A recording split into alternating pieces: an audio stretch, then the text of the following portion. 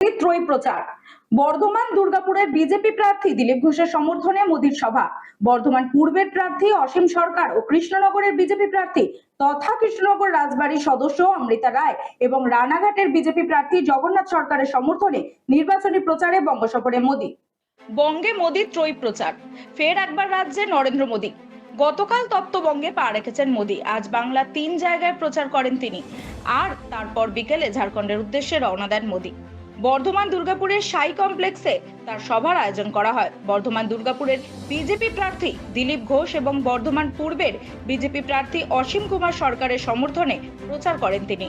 বর্ধমানের সভা শেষ করে সেখান থেকে আবার হেলিকপ্টারে মোদি যান কৃষ্ণনগরের উদ্দেশ্যে।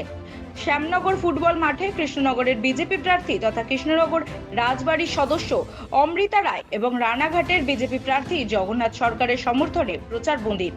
এরপর বোলপুরে আমোদপুর মেলার মাঠে তিনি সভা করেন। বোলপুর লোকসভা কেন্দ্রের বিজেপি প্রার্থী পিয়া সাহা এবং বীরভূমের বিজেপি প্রার্থী দেবতনু ভট্টাচার্যের সমর্থনে। বাচ্চাকে সঠিকভাবে বড় করতে, যদি বাচ্চাকে ভালো করে বুঝতে পারি, জানতে পারি, চিনতে পারি, তাহলে কিন্তু আমাদেরকে মানুষ করতে অনেক সহজ হবে। আমরা একটা উপায় আমাদের কাছে আছে, DMIT, demographics multiple intelligence test. আমরা আজকে একটা অদ্ভুত জিনিস নিয়ে কথা বলবো, যে জিনিসটা আমরা সবাই চাই বাচ্চাকে সঠিকভাবে বড় করতে, এবং বাবা মা হিসেবে বাচ্চা যাতে বাবা মার চেয়েও আরও ভালো শাইন করে, আরও ভালো যেন কাজ করে, সেটা সব বাবা মাই চায়। এর জন্য আমরা যদি বাচ্চাকে ভালো করে বুঝতে পারি, জানতে পারি, চিনতে পারি, তাহলে কিন্তু আমাদেরকে মানুষ করতে অনেক সহজ হবে। আমরা একটা উপায় আমাদের কাছে আছে, যেই একটা টেস্টের মাধ্যমে, সেই টেস্টটার নাম হচ্ছে DMIT, demographics multiple intelligence test.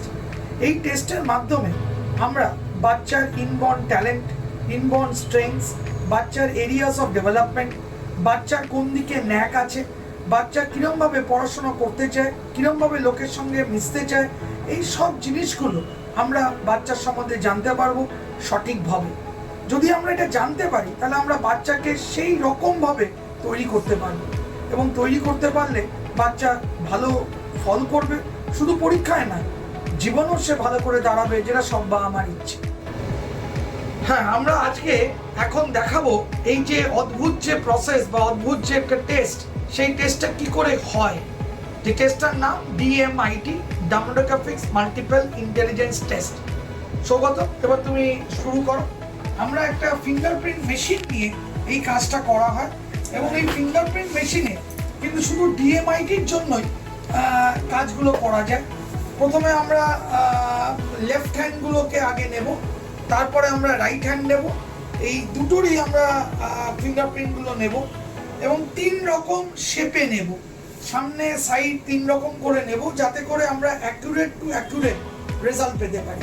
অনেকেই একবার নিয়ে রেজাল্ট বের করে, কিন্তু সবচেয়ে বেশি অ্যাকুরেট চাইতে হলে একটা ফিঙ্গারকে 3 রকম অ্যাঙ্গেলে নিয়ে আমরা এই কাজটা করি।